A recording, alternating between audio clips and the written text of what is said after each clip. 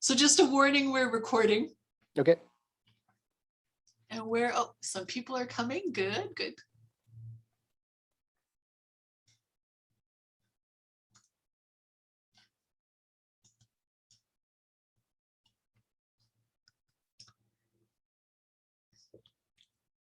I see 3 attendees, but only, okay, Sandra McCrae, excellent. We could just let people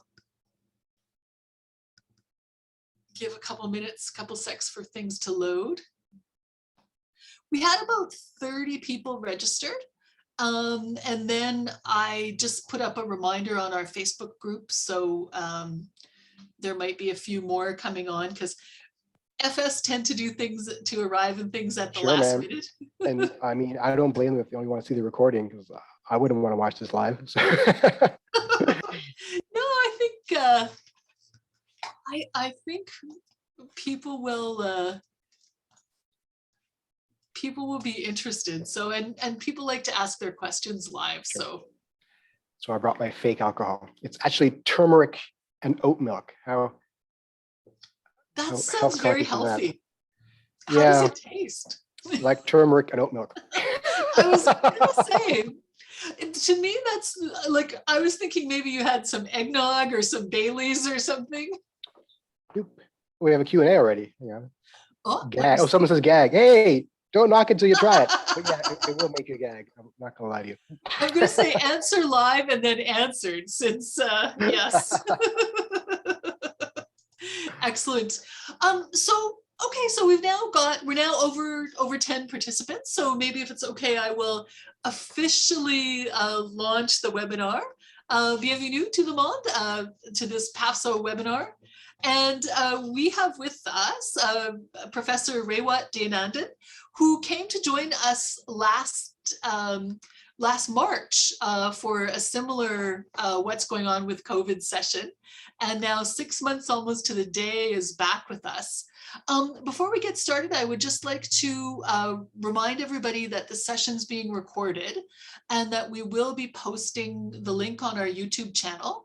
And Professor Deonandan has agreed that we will, unlike normally with our webinars, we will be publicizing this link and encouraging others to view this, because we think this is an interesting and worthwhile discussion that kind of deserves to go viral. So if you ask questions, if you want to speak, put up your hand and I can unmute you or make you a panelist, but you will be recorded. Otherwise, feel free to use the chat or the Q&A functions. Q&A if you have a question that you want specifically to get an answer, chat more if you have a comment, and I'll keep an eye on those while Ray is talking, so that we make sure that we get to those. I'd also like to acknowledge that I'm chairing this session from the traditional unceded territory of the Algonquin and Anishinaabe people, and we acknowledge them as the past, present, and future caretakers of this land. So just a reminder of who is honoring us with his presence today, which we really appreciate. Dr. Deonandan is an epidemiologist and science communicator specializing in global health. His normal research involves the creative analysis of administrative data, the epidemiology and ethics of assisted reproductive technologies, most prominently the emerging global industry of so-called reproductive tourism, and the exploration of novel avenues of medical education. And I guess that's more what brings him to us this time around, because he has become a widely known commentator over the last year or so, or more than a year and a half since the pandemic began, on COVID and the ethical issues surrounding dealing with the pandemic, explaining things in easy to understand terms to those of us who, like me, took chemicals today for their science credit in university. So without further ado, I will turn over the floor to him and ask him to start with his presentation. I think you have some slides you want to put up, so I will stop my share and let you go ahead. And thank you and welcome. My pleasure. Let me just do my sharing thing. Oh, here we go. So I got to say that intro, I hear that all the time. And the funny thing is, it's ripped directly from the university website, I think. Yes. Right? And that's like 5 or 6 or 7 years old. Hasn't been updated in so long. No, it's not your fault. It happens every single time. I laugh every time because I haven't worked on that stuff in years. And I was recently an expert witness on a variety of court cases surrounding COVID. And of course, the the other side's all saying, "You're not expert on infectious disease." Well, I am. If you look at the other side of the CV, lots of publications on communicable diseases, work for WHO and so forth. But the university chooses that stuff for the website because I chose that stuff for the website when I was applying for tenure way back when because it was relevant. Anyway, long story short, if you're concerned that I haven't got the appropriate background, maybe I don't, but that doesn't reflect my research anymore. Anyway, without further nonsense, hey everybody, thanks for having me back. I'm happy to be back, and I'm exhausted. I'm yawning, not because I don't want to be here. I'm yawning because I have a small baby who has a head cold, and so I was up all night, last couple of nights, so I haven't slept, and I'm drinking oat milk and turmeric. Why? It's supposed to be anti-inflammatory and good for you. I don't know if it is. It tastes interesting. If you want to join me, feel free. There is no gin or eggnog in here, but as far as you know. Let us begin though. I was asked to talk about, where we are in the pandemic and what might be coming up soon. So I prepared a few slides. Didn't really know what to focus on, so I chose to focus on the current incidence rates and the vaccination status that we're in, and maybe we can talk about the impact of vaccine passports, the vaccine mandates, and where we're likely to be in the next few weeks and months. Okay, let us begin. Ooh, how do I forward this? So I thought I'd start with this, the epi curve for Canada. This shows us the 4 waves we've gone through during this shared human experience of the last 18 months or so. And we are cresting the 4th and hopefully final wave, the Delta wave. And isn't that exciting that this might be the end of the epidemic, at least to the extent that we have waves as we enter the endemic stage, we can talk about later on. But here in Canada, as of October 8th, clearly we are past what we hope is the only peak of this wave. And I think that's probably the case. Looking around the country, it's important to recognize geographical heterogeneity. That's going to be a theme that keeps popping up as we plan for the future. So in British Columbia, their Delta wave was quite large, but it seems to be coming down now. In Alberta, they, of course, constitute the plurality of all the cases we have in Canada now. To the extent that Canada has an epidemic, it's almost entirely an Alberta epidemic, frankly. But they have got it under control, it looks like, in the sense that the incidence rate is coming down, not in the sense that their healthcare system is doing fine. It isn't. They're struggling in many ways, but it looks like their numbers are coming down. If you look at Saskatchewan, they're still in crisis, and their Delta wave was the highest wave so far, and they're struggling a bit, but hopefully they've reached the peak as well. Manitoba is in crisis as well, even though their Delta wave is much lower than the past. Manitoba, much like Alberta and Saskatchewan, has a strong regional issue where pockets of the province are much less vaccinated than other parts of the province. And it's among the unvaccinated geographies and peoples where the disease is bubbling and percolating, and that's what's driving these numbers to a large extent. In Ontario, we seem to have this well in hand, strangely. Yeah, we have a lot of outbreaks, and our schools are in particular duress at the moment.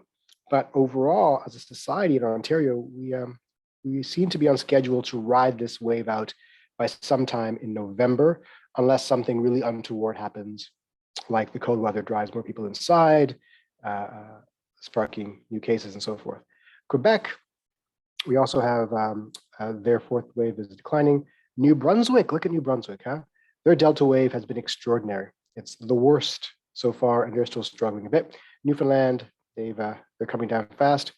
Nova Scotia thinks they're in crisis, but not really. I mean, this wave has not been pleasant for them, but it's still manageable, and it seems to be coming down. And PEI continues to be the golden child of Canada. Literally 1 case is the rolling average for the last little while, so they're doing pretty well. So overall in Canada, it continues to be an Alberta or Western story, but we seem to be on track to quell the epidemic sometime this year. And I'm distinguishing between epidemic and endemic because the crisis won't be entirely over, but this portion of it is coming to an end. Looking around the country, we see the vaccination rates. So this is as of October 2nd. This is at least one dose. And I'm not a fan of looking just at one dose because Delta doesn't care that much about one dose. It cares about 2 doses, but the numbers aren't that different. So overall in Canada, we're looking at about 76% having at least 1 dose, a little less than that having 2 doses. But across the country, it again is a heterogeneous story. Unsurprisingly, those provinces having the most crisis are the ones with the lowest vaccination rates. Right? And again, as I mentioned, it has a lot to do with the distribution of who is unvaccinated. The unvaccinated are geographically clustered and socially linked. And that is really affecting our ability to model distribution of infection and of immunity. Look at these trend lines for who's getting vaccinated. So if you look at the solid green line, that's at least 1 dose. And over time, it really shot up at the beginning of the year.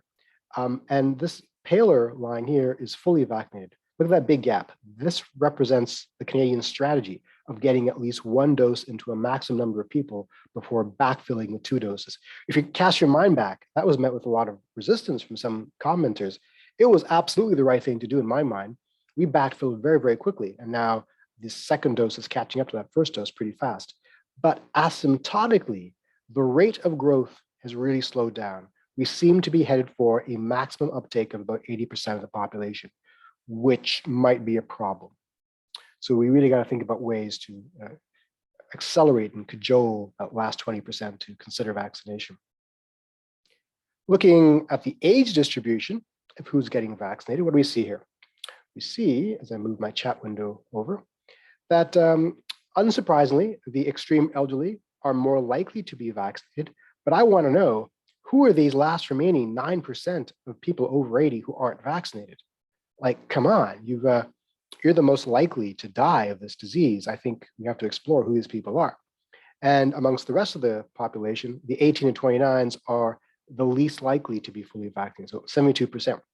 Now, you would think that wouldn't be a problem because they are the least likely to be hospitalized and die, but Delta being so hyper-transmissible, and this age group being the most social, have the most contacts, your teenager or your under 12 have more social interactions per week than you or I do, by a factor of 3 or 4 sometimes.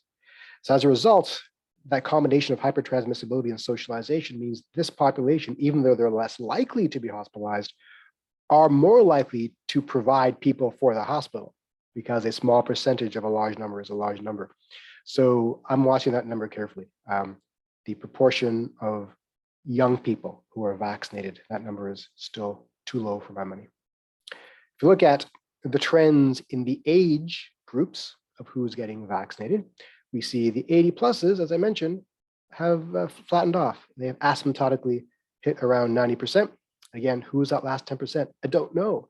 If you look at the young people, the 12 to 17s and the 18 and 29s, they're accelerating faster. So even though I expressed some concern that they're not vaccinated, at least the slope here is higher than the rest of these age groups. So they are accelerating their uptake of the vaccine more so than the elderly, right? So I have every expectation that this group will catch up to that 80% level pretty soon, maybe 90%. But again, why are there holdouts amongst the extremely vulnerable? That's interesting. Around the world, you're all foreign service people. Let's see what's happening around the world. You probably know that the UAE has the highest vaccine uptake. 95% of the population has at least 1 dose. About 81, 82% have both doses. That's pretty high. Portugal made the news recently for opening their doors, saying we're releasing almost all COVID restrictions because pretty much everybody who is eligible has been vaccinated. About 98% of the eligible population is fully vaccinated. When I say eligible, I mean, obviously, those under 12 have not been cleared yet. But as a result, they figured we can't do anymore. This is as close as we can get. So let's see how it goes. Canada is down here. We're in the top 10 of large countries. So we're doing well, but we could be better. A lot of people talk about Israel all the time, that Israel had all these problems with recurring cases and immunity waning and so forth, despite having a high vaccination rate. Israel hasn't had a high vaccination rate in many months, in my mind. They've ranked 24th in the world or so, and they have been ranked that low for many months now. They were the world leaders at the beginning of the year, make no mistake, but the world caught up and surpassed them, largely because they have a lot of young people who aren't eligible for vaccination. And so they have a low ceiling for the number of people who can get vaccinated. So don't take a lot away from the Israeli data. Take some away from it, but not a lot. The good news, of course, is that Canada, we are among the world leaders now in vaccination uptake, and I have every expectation that we will approach Portugal levels and maybe exceed them with sufficient policy levers. Because UAE is the world leader in vaccination, let's look at how they're doing. Look at that. They've got an average of about 142 cases per day, and it's come down really fast over the last few months, really fast, due entirely to vaccination. The population of UAE is about 10 million, so a third less than Ontario. Ontario, we have about 600 cases per day. So the vaccination rates matter, and that is clearly the major reason for the drop in cases. Now, UAE has better weather than us in the sense that they can have more things outdoor all the time, but we've benefited from that these past few months as well. So I think the comparisons are fair. Which begs the question, how many vaccinated people do we need? That's a complicated question, and we can't really answer it until this is all said and done. We can start making some guesses now. If we assume a base reproduction number of 5 to 8, what is a base reproduction number? Reproduction number is the average number of people that a currently infected person can infect before their infection resolves. And your infection resolves either through getting cured or dying. Either way, before you die or get cured, you're going to infect a certain number of people. And we think for Delta, it's somewhere between 5 and 8. We don't know for sure. We'll never know for sure, frankly. It's going to depend on the population, what mitigation tools are in place, and so forth. So the base reproduction number is where it starts, like with no mitigation tools in place, no mask wearing, no distancing. We think Delta is between 5 and 8. The flu is like 2. We think the original Wuhan strain of COVID was maybe 2, possibly 3. We think the Alpha variant, the UK variant, as some people called it, was maybe 3 or 4, but Delta is at least 5, maybe higher. So that matters because the herd immunity threshold is computed with this formula, 1 minus 1 over the base reproduction number, which gives us a range of about 80% to 87.5% need to be immunized, to be immune, before we can have the herd immunity conversation. Notice I phrased it that way, the herd immunity conversation. I'm not saying we're going to have herd immunity because there's some challenges there. I'm saying before we can even begin to think and talk about it, we got to get to this level of immunization. Now, if the vaccines are only 88% effective, and this is a number that's been commonly cited for the effectiveness against the Delta variant, then that means we have to vaccinate about 91 to 99.4% of the population to reach these levels of immunity to, again, start the herd immunity conversation, which is why, thinking back to the poor decisions made by Alberta earlier this summer to open things up, I don't know what they were thinking. I remember Tina Henshaw talking about modeling they did based on UK data, which was insane to me because the UK data has a different population dynamic. They have a different level of community immunity, more natural infections in the population, and based mostly on the Alpha variant. They assumed they had achieved something resembling herd immunity at around 60% vaccinated and through the doors open. That was insane to me. So that's why Alberta is in the crisis they're in. We need to get to these numbers before we can really start thinking about throwing all the mitigation tools out the window. Okay, that's why we need to have some policy options, which we'll talk about in a second. Look at the power of vaccination. This is UK data.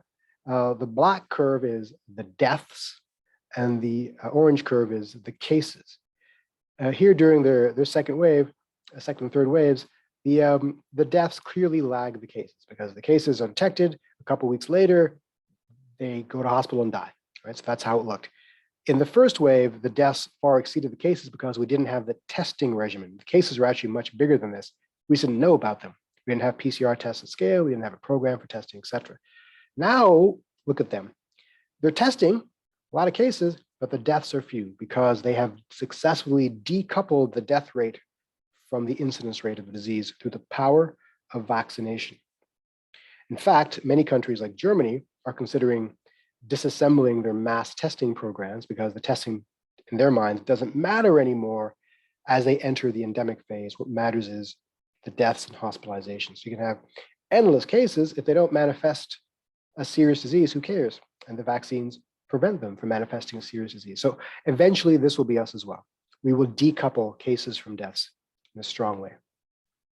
So let's talk a little bit about vaccine passports. I know I'm jumping all over the place here, and I anticipate I'll get lots of questions about a variety of things later on. I get asked a lot about, are they working? There's no evidence that they curb transmission, et cetera, et cetera, et cetera. The government has not been clear about what the goals of vaccine passports are.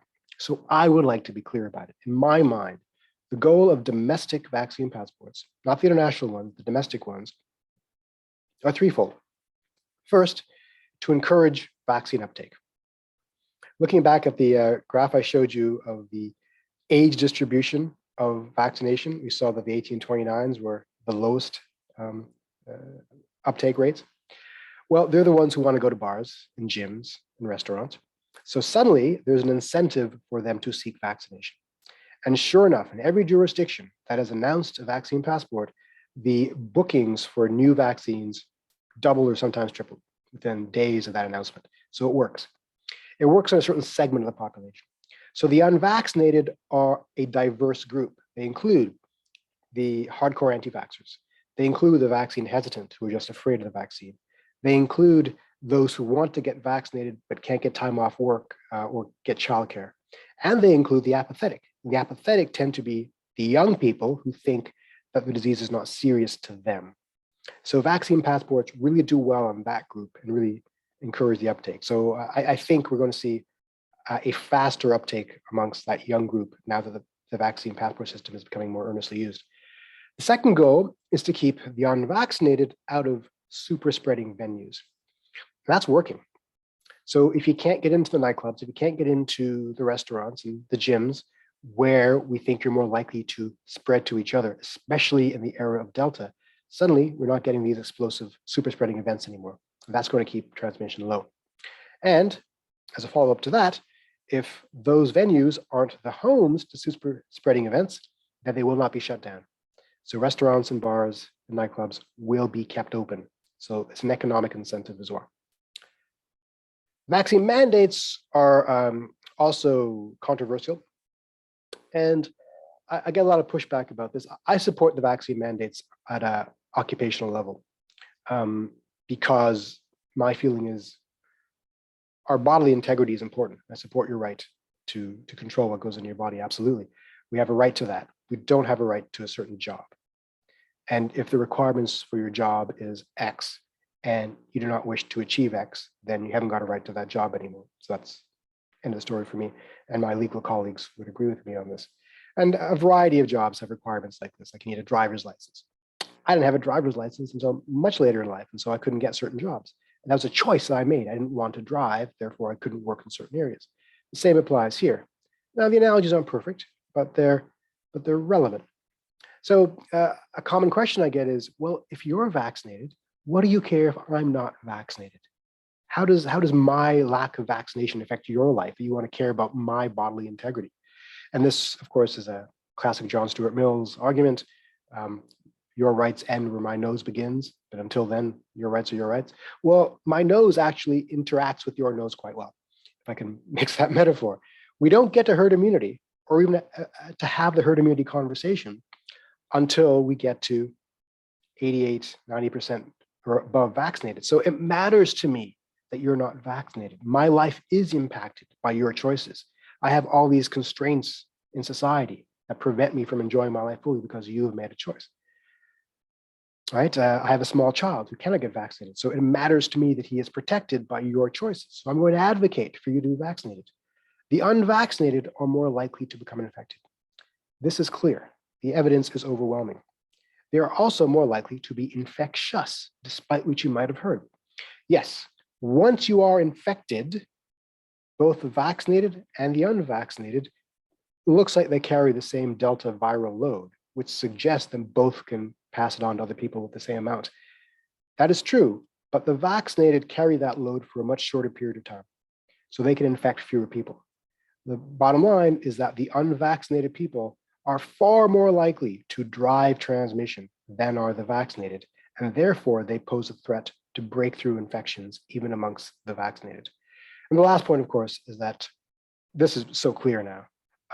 In those countries that keep track of this, the hospital systems are being overwhelmed by unvaccinated people, not by vaccinated people, by unvaccinated people.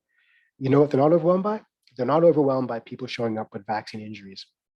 So even though vaccines aren't perfectly 100% safe, they aren't the thing that's challenging our healthcare system. It's the lack of vaccination. So you see my point there, I hope. This is an interesting graph showing us the limits of vaccination. Another common criticism I hear is that, well, the vaccines don't prevent infection, so what's the point? First of all, they do prevent a fair amount of infection. Not perfectly, but a fair amount. When a vaccine prevents complete infection, we call that sterilizing immunity. The thing is, very few vaccines do this. Very few do this. Most don't. Most give you protection against symptoms. And if you protect against symptoms, you also reduce the ability to transmit, because if you're symptomatic, you have a high viral load, you can pass it on further, etc. So the goal here at the population level is to get more people less likely to transmit. Not zero likely, so that would be nice, but less likely is good enough. So the vaccines are extraordinarily good at keeping you out of the morgue and keeping you out of the hospital. And they're pretty good at keeping you from having symptoms at all. As a result, they do diminish transmission, not perfectly, but well. An example to think about is a rotavirus vaccine. Rotavirus vaccine does not prevent transmission. It doesn't. It prevents disease, like symptoms and disease. But guess what? That's good enough. Since the rotavirus vaccine was made mandatory for kids, we saw a decline in 90% of cases. You almost never see rotavirus now in hospitals, right? So the vaccine can do its job even if it doesn't prevent infection.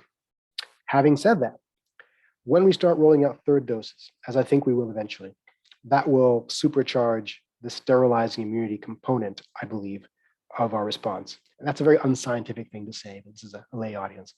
And I think we'll have much better shot at sterilizing immunity in the future. So stay tuned for that.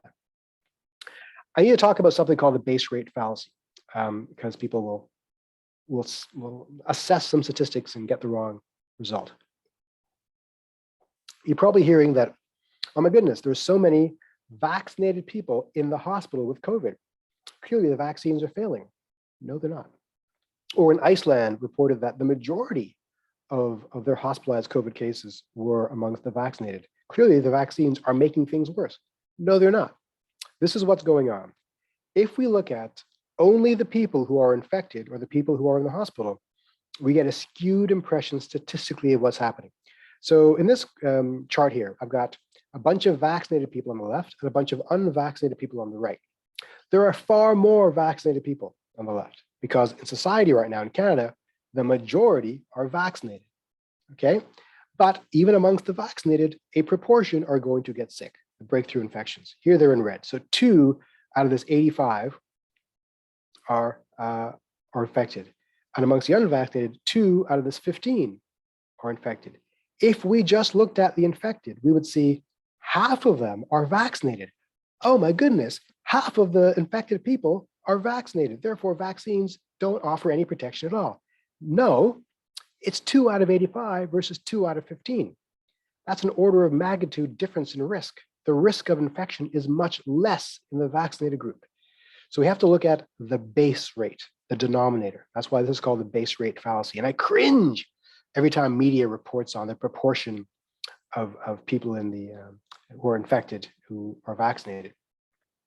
So eventually, when everybody is vaccinated and that tiny number come back infected, as some will, 100% of those will be amongst the vaccinated. Doesn't mean vaccines don't work. It just means everybody got vaccinated. Another analogy to think about is seatbelts. So right now, almost everybody wears seatbelts, right? But car crashes still happen, and some people do die. They die much less than they used to because of seatbelts. But if you just look at the number of people who die in car crashes and say, oh my God, 100% of them wore seatbelts. Clearly, seatbelts don't work. No, seatbelts brought down the death rate, but it's not perfect. See? Hopefully you get that point I'm trying to make. I don't want to beat it to death. Okay, I think this is my last slide here. Some of the issues that we can talk about and need to talk about and think about still is aerosol transmission. There are a variety of ways that respiratory diseases are transmitted.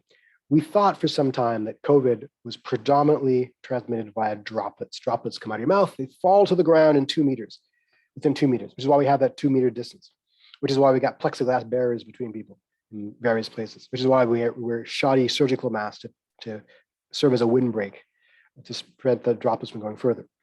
Droplets are important, but guess what? A lot of evidence now points to the fact that aerosol transmission is not only possible, it might be the dominant form of transmission, especially for Delta. What is aerosol transmission? It's like cigarette smoke. It's tiny particles that linger in the air for a long period of time, for hours, maybe days, and it can go for many, many meters. So you can be in a large room with one other person, they're at the far end, and there's a plexiglass barrier between you that's like 5 feet high, and they cough, and then an hour later, you get infected. So we need to think more about aerosol transmission. And the way to combat aerosol transmission is through proper ventilation, good air purification systems, HEPA filters, high quality masks like N95 masks, and so forth. Slowly, we are waking up to this fact.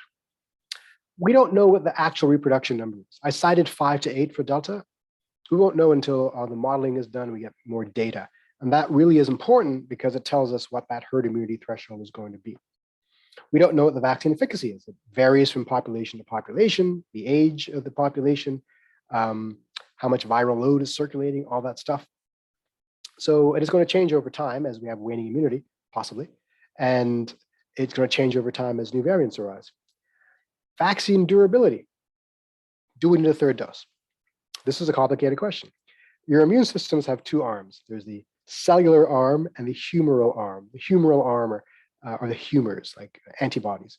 The cellular arm are cells, like killer T cells and B cells and so forth. So we talk almost exclusively about the humoral immunity, about antibodies. Antibodies always wane after a vaccination, over 6 to 8 months or so. But the cellular immunity can be for life.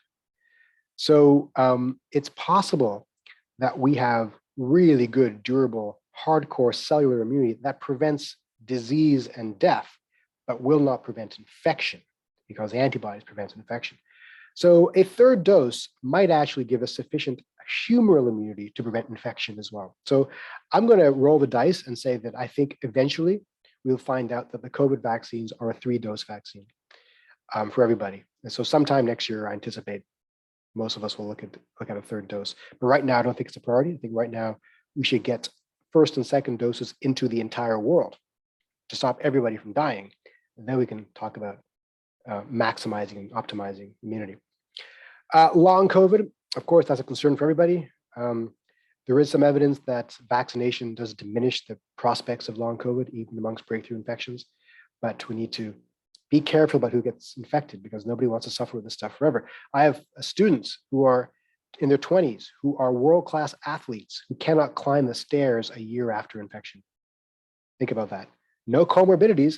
I don't want to hear about comorbidities. They're 20 years old and in perfect health, and they cannot climb the stairs. And we have to talk about immunity after natural recovery. One colleague says that Delta comes in like a hurricane and leaves in its wake disease, suffering, all that stuff, but also immunity. So about 36%, according to some measures, of people who recover do not produce antibodies, but those who do produce it will have some immunity. So in a few months, through a combination of vaccination and people getting the disease and recovering, we might have enough immunity in the population that the epidemic ends and we enter an endemic phase. So we'll see. Things we have to think about still.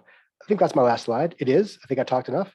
let's hear some questions if none have arrived yet, or I can keep on talking. Thanks. I'm surprised at not seeing questions. Here's one. Sorry, I see one. Excellent. You go first. I'll read this later. What you're saying. Oh, well, so again, I mean, I have no science brain and freely admit that, but I was curious when you're talking about cellular immunity and humoral immunity, the fact that the way the mRNA vaccinations work, I thought I saw something on a news report that said that maybe those vaccinations might produce stronger cellular immunity because of that mechanism. Am I making any sense at all with that question, or did I just completely garbledly understand something? So I'm not an immunologist. I'm a low-life population epidemiologist. I'm not going to overstep my expertise here. So I don't know the answer to that question. Okay. It's possible. Get a virologist in here to answer that question, but all things are possible at this point. Okay. But is it a totally dumb question, or? No, it's not a dumb question at all. No. The thing is about the mRNA vaccines, as everyone knows now, I think, is that they cause your body to produce the spike protein or a version of the spike protein. Whereas a live vaccine or attenuated vaccine give you the entire organism. So there may be something about the robustness of a live or vaccine or attenuated vaccine that has more targets, right, for your immune system to focus on. Whereas we just look at the spike protein as the license plate of the car. Like if you saw hit and run, either you can identify the car by the license plate or the license plate plus the make and model and car of the car. So that's kind of what we're talking about here. So those of us who are vaccination hybrids, like got a shot of AstraZeneca and then got a shot of an mRNA vaccination, might have actually gotten a good deal rather than the scary 100%. deal that we thought we were getting. The data, and by the way, we all predicted this. And it's amazing that media didn't carry the predictions better. It was well predicted that the hybrid mixed dose would probably give you better immunity, because essentially it's giving you two different views of the virus. So the data is showing that the combination of AstraZeneca and Moderna in particular is a very strong immune response. Yeah. No, that makes sense. So hey, I see that Tam has her hand up. Maybe I will allow her to talk, sure. And There's then some we Q&A can go there to as the well. questions in the thing. Sure. So Tam, go ahead. Can you hear me? Yes, I can. Okay, I just had a couple of comments. One, you asked who are these old people that aren't getting vaccinated, which I also I've heard, and I know of a case, because often they are unable to make their own decisions, and it's family members who are saying, I will not allow my parent to be vaccinated. It's, that can happen. I don't think that's very many, but I've heard of it. That's a really good point. I hadn't thought of that. Yeah. Yeah, and as for the young people, I actually asked this on Twitter. I think it was on a CBC comment. And I said, like, is it, that young people, I'll never die, I'm invincible. And one of them answered and said, no, it's that we don't want the mRNA, we want the other kind. And Canada is saying, no, you can't have it. You just have to trust us. mRNA is your only option in Canada. Are we making a mistake by not giving people a choice? Isn't it better to have 2 doses of AstraZeneca than nothing? But Canada's saying, nope, we know best and you just have to get what we said. Here's the challenge there, is the reason AstraZeneca is not available, especially for young people, is the risk of the blood clotting stuff. Is it higher than the risk of birth control pills for women? It might be, depending on how you look at the data. Yeah, it might be. Okay. Yeah, absolutely true. And so it panicked a lot of epidemiologists looking at the data. So yeah, depending on which data you look at, it might be as low as 1 in like 500 people or so. And the rationale was, why offer this with this low risk when you can offer something else with almost 0 risk, right? So even though there's this impression by some that the mRNA is experimental and dangerous, there is no information or data to suggest that it is dangerous. So I agree, but convincing people of that is another. So it's irresponsible of us, I think, to offer this other thing, which we know has a risk, because you don't take this other thing that you think has a risk that has no risk. This may change soon when Novavax comes online. The joke I always make is that Novavax has entered the chat, because I'm a really big fan of the Novavax vaccine, which is not yet available in Canada. It is an older technology. It's not mRNA based, as the clinical trials are showing high efficacy. So when this becomes available, maybe sometime next year, we'll have greater uptake. But really, look, we are in a phase where literally hundreds of millions of people have accepted the mRNA vaccine. Hundreds of millions. No one's grown a second head yet. Right? And no strange statistical signals have come about. We have every expectation for something to have been noticeable months ago. Nothing has happened yet. So I don't know what more to tell these people, except, hey, I don't want to disrespect people. I haven't got all the answers. I can't guarantee that you won't grow a second head in a year, but I think the probability is exceptionally low. And we need to educate people on how to assess risk and to compute probabilities appreciably. That makes sense. Yeah, definitely. I definitely am feeling my own lack of science and understanding of statistics and so on, right? But Tammy's waiting for her wings to grow, she says. So maybe we could just go through the questions. I see Sure. There's one from Madeline asking, do you think we'll need annual vaccinations? Right. Will this become like the flu vaccine? Yeah. Okay, here's how we'd break this question down. This might just be a 3 and done. There's a strong evidence, well, I'll say strong evidence, but the experts who understand vaccinology better than I do are suggesting this is a 3 and done vaccine that will offer us, kind of like the hepatitis vaccine or the whatever, years of protection. The caveat being, if new variations arise that need better protection for, then yeah, we have to reformulate. The thing about the flu is there's a new strains of the flu circulating every year that we need to target better. And every year we do a very poor job of actually targeting the appropriate strains because it takes time to build the flu vaccine, and we take a good guess months earlier about what that strain circulation will look like when flu season comes. And I think last year we had a 40% match, which is good. With an mRNA approach, we can get a close to 100% match, right? So flu vaccines are about to be revolutionized as well with this technology. But will we need yearly boosters? I used to think we would. I no longer think we would. I think we'll need one more booster and maybe one 5 years down the road and maybe one never again. With the caveat that all of this is subject to change if new information comes to light. Yes, as always, as we're learning about science, right? Science never stops answering your question. So Emily is asking, how effective is a federal government vaccine mandate when it's only an attestation, no proof required? It's not ideal. It's not ideal. Is it effective? I think most people are honest.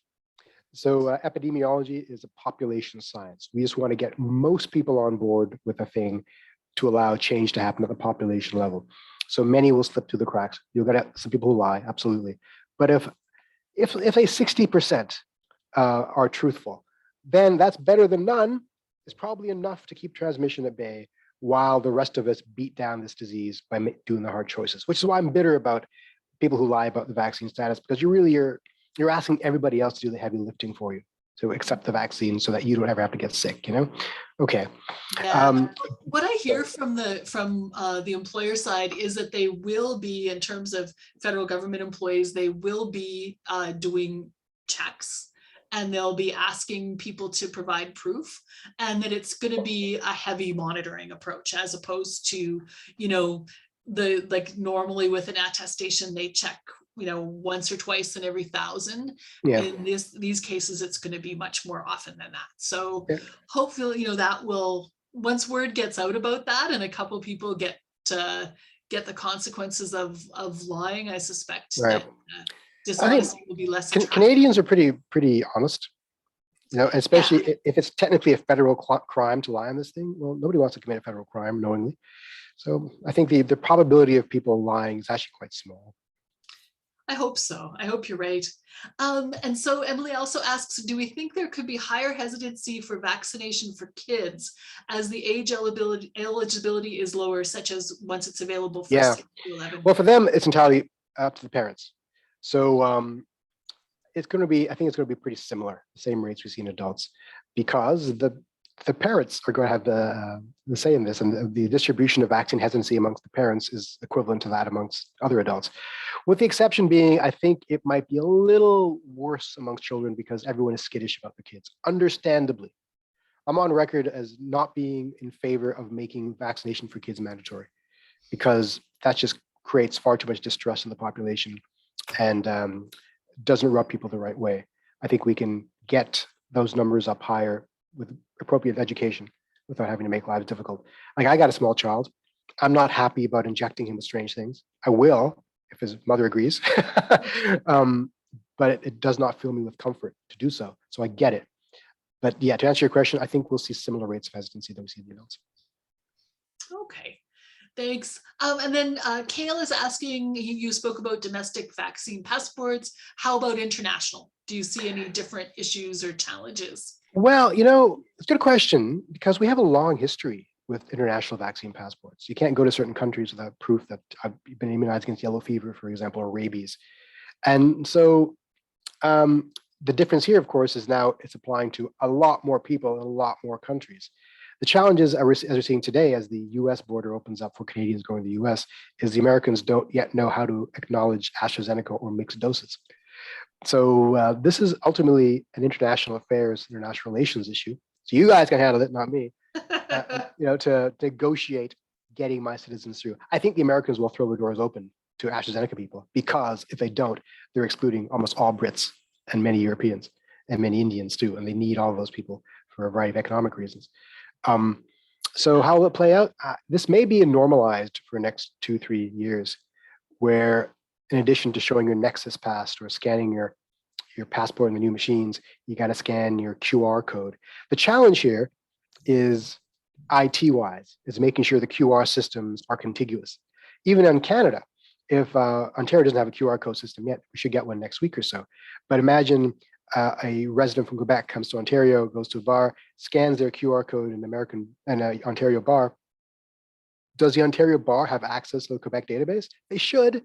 It's an easy thing to do, but as we know, we don't do things easy in Canada, and those interprovincial relations issues are real.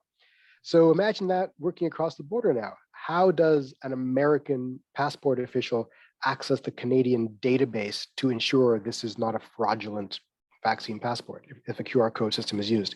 The only way around that is to print out your proof of vaccination, but that's easily forgeable. So to make things more seamless, I would think there must be some serious IT work being done behind the scenes to make this as seamless and as contiguous as possible, and maybe lining some people's pockets in the process. Who knows? But again, no, we know what point I want to make, though, is vaccine passports are not new. Even domestic ones are not new, despite what you hear about in the news.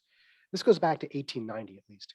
In 1890, during the plague epidemic of that year, the British instituted domestic vaccine restrictions on movement for people in India, because it was British India at the time. So if you did not accept the plague vaccine in India, you could not move in certain parts of the community. They were effectively domestically restricted. It didn't go well, by the way, but there's a long history of this. And of course, we have restrictions on people smoking, and it works.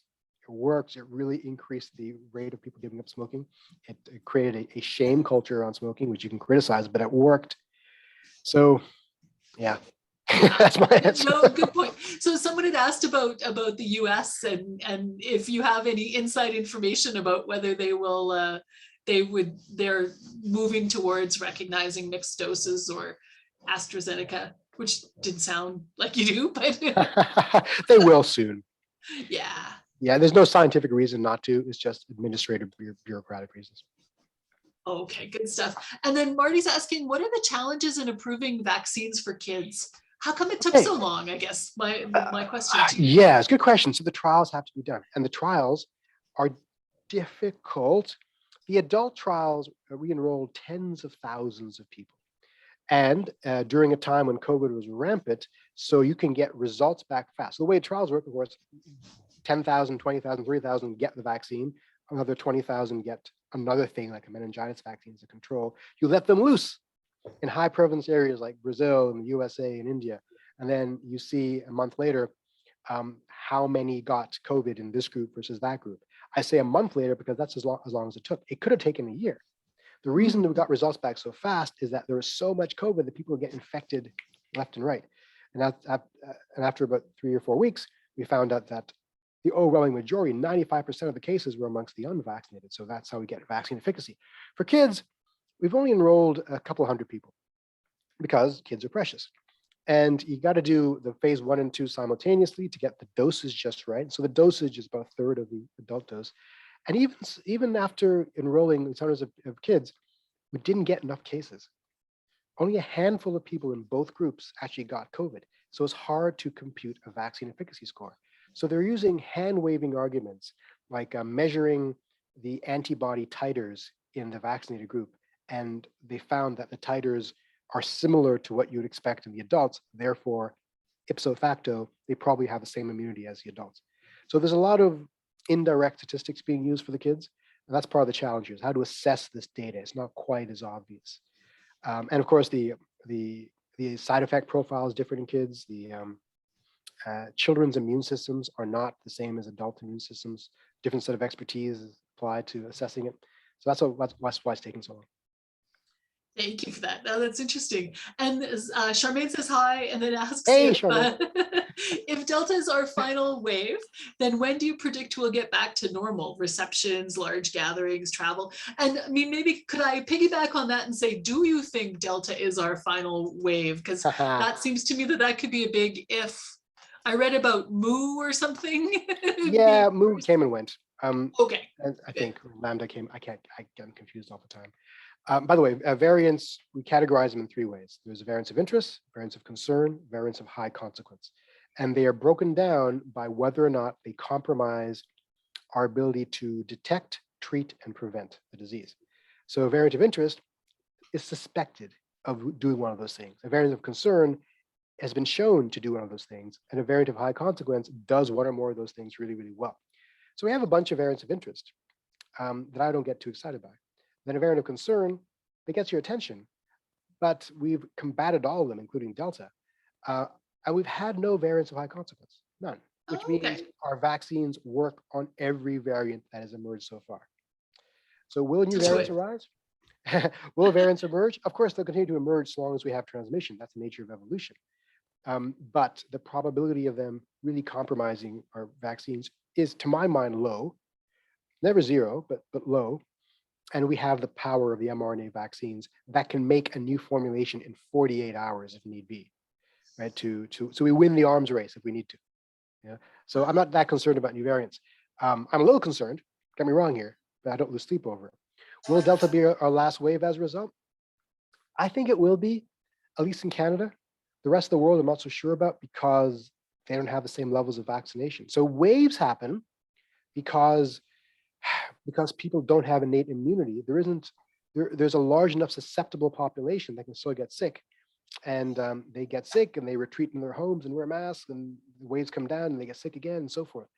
With vaccination, there's sufficient community immunity that it stops going up and down, it just stays low level and simmers. Great. So the other half of that was, when can we go back to normal? It depends where. So I'm predicting in Ontario sometime early next year, we'll be seeing a lot of normal come about through a combination of high vaccination and recovery from infection. And those two things combined will allow us to have the herd immunity conversation. By the way, that doesn't mean we go back to 2019 normal. We may never go back to 2019 normal in our lifetimes. That's sobering. And the reason for that is, what does endemic mean? Endemic is what happens after the epidemic.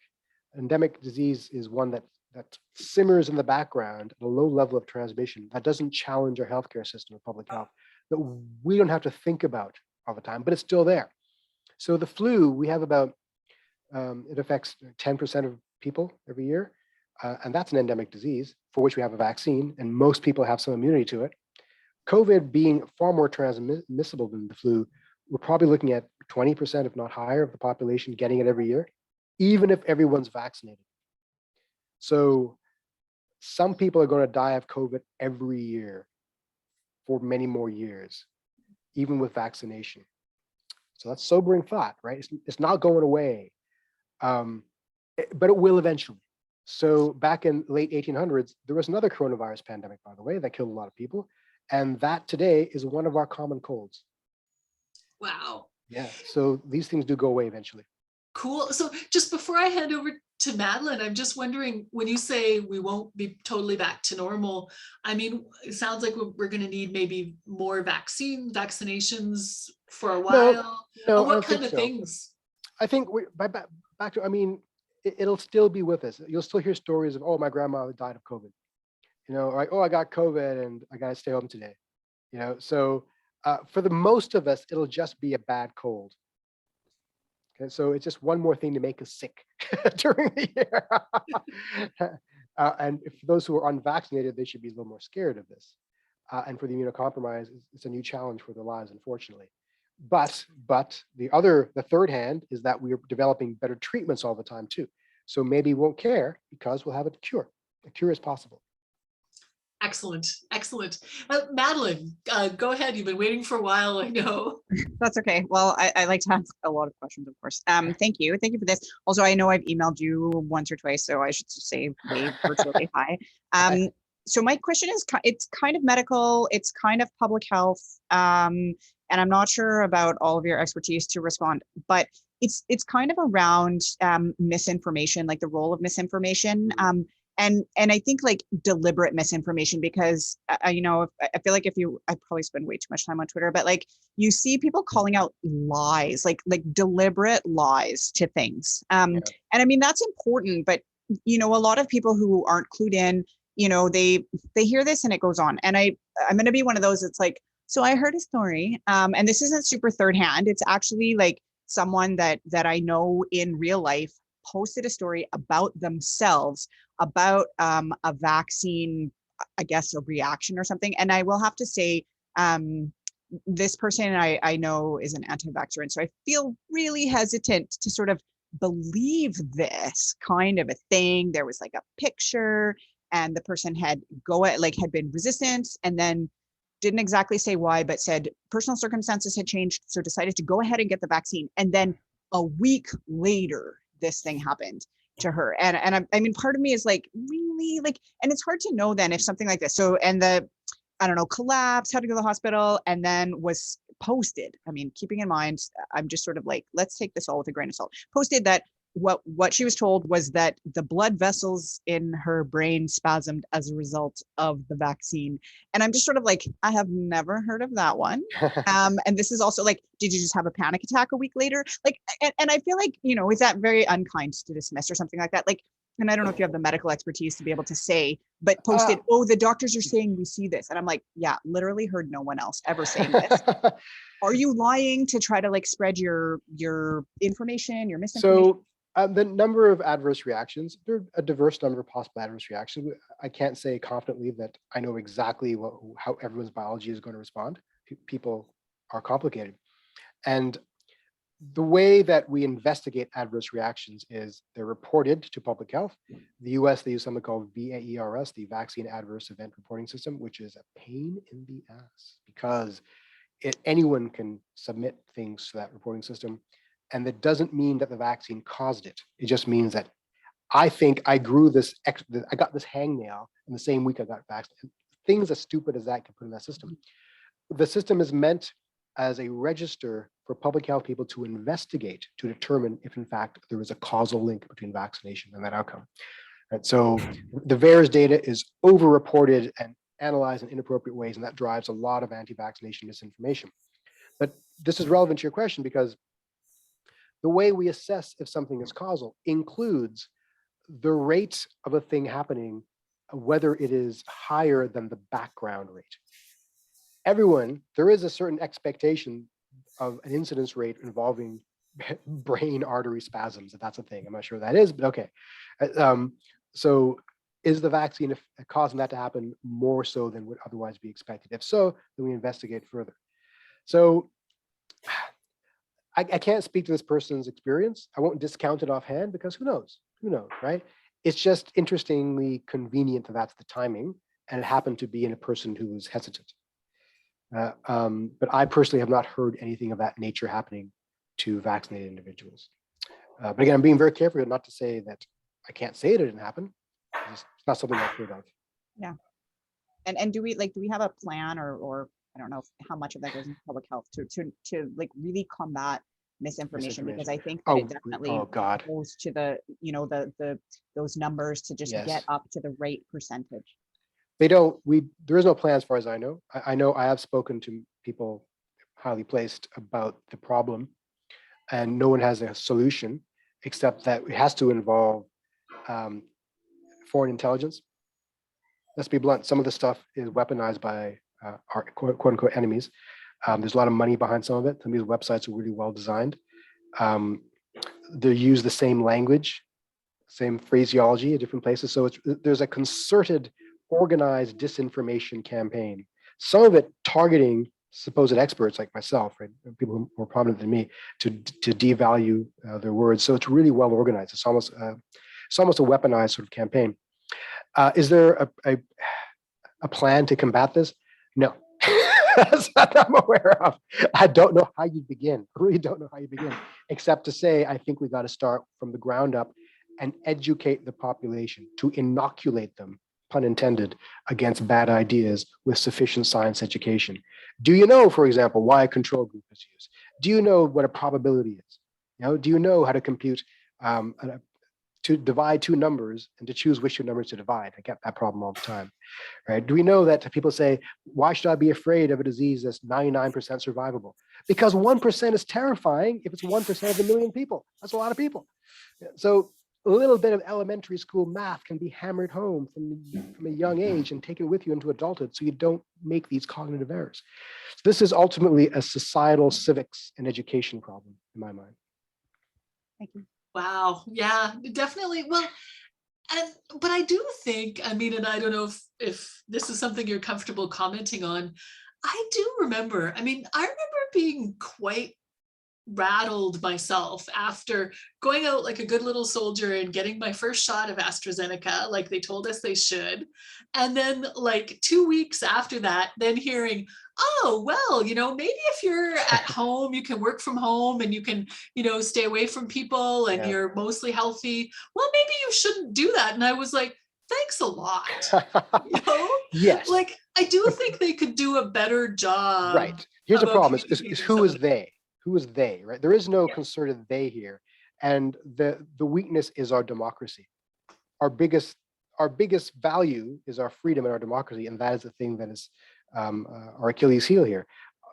Authoritarian governments do better with COVID because they control the messaging and compel behavior. We don't want to be that. So we need to empower the citizens to think more rationally to their own ends. And when we say, like, I wish they had a clear message, well, the federal government has one message, provincial has a second message, media has a third message, my local public health medical officer has another one. I've got another message that I offer media. Who do you going to believe? Yeah. So until we all get on the same page, there is going to be a mishmash of messaging, and maybe there should be, because that's the nature of liberal democracy.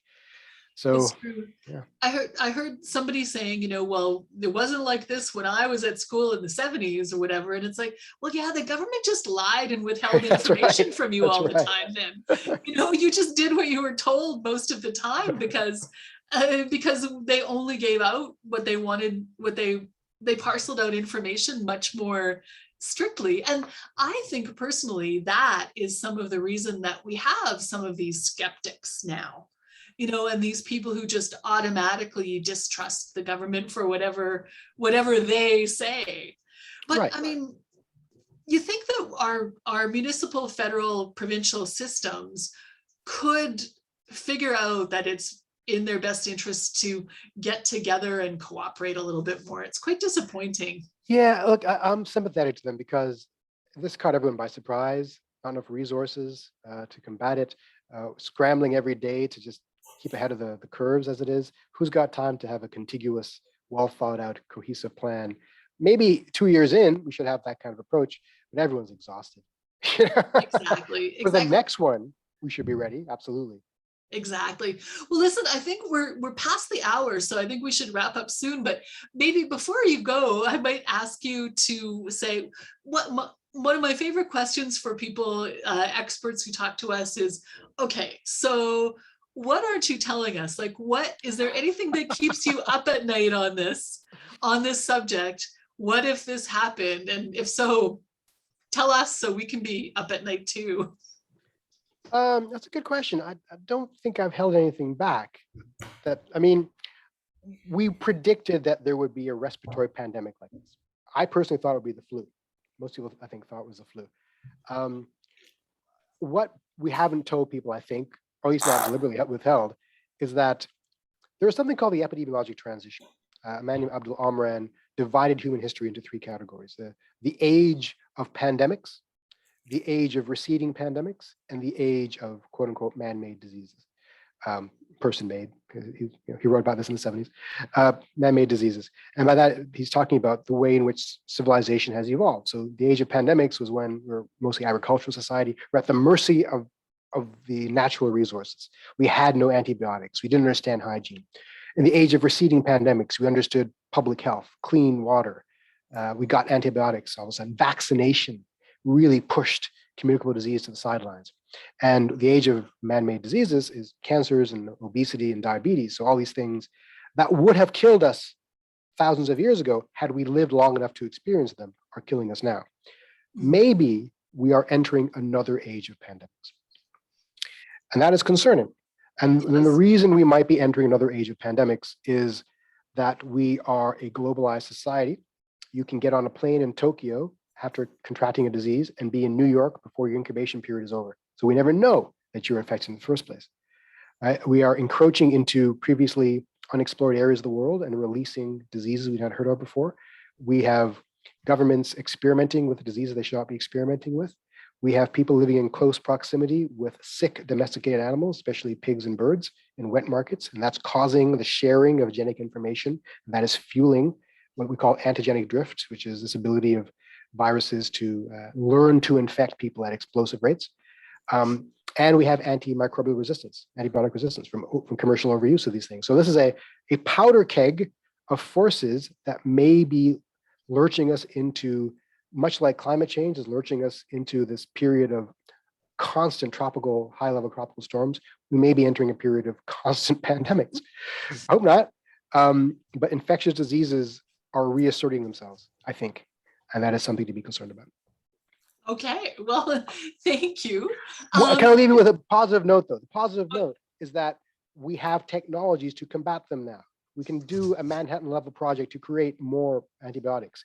We can build vaccine manufacturing centers in every country around the world so we can be more responsive to this in the future. So we can win the arms race against the microbes and viruses if we want to. It takes political will and public enthusiasm. Okay, thank you. Though I mean, it is amazing that we got not just one, but several effective vaccines in such short a time, right? We're kind of having the first world problems of, how to get that last 10% or 15% vaccinated. So, good to know. Well, listen, thank you very much. I am not seeing if anyone has any last questions, I will talk slowly so you have a chance to type. I'm not seeing any pop up or any hands, so I will say thank you very much. Thank you for joining us again. I hope that in another 6 months, that you're right, and in another 6 months we'll be celebrating, back to mostly normal. But if we're not, I hope you'll be willing to come back and talk to us again. Or a different topic, hopefully. Exactly. On the lessons learned topic. So thank you so much, and thanks to everybody for participating. And we'll see you again soon. Bye-bye. Bye-bye.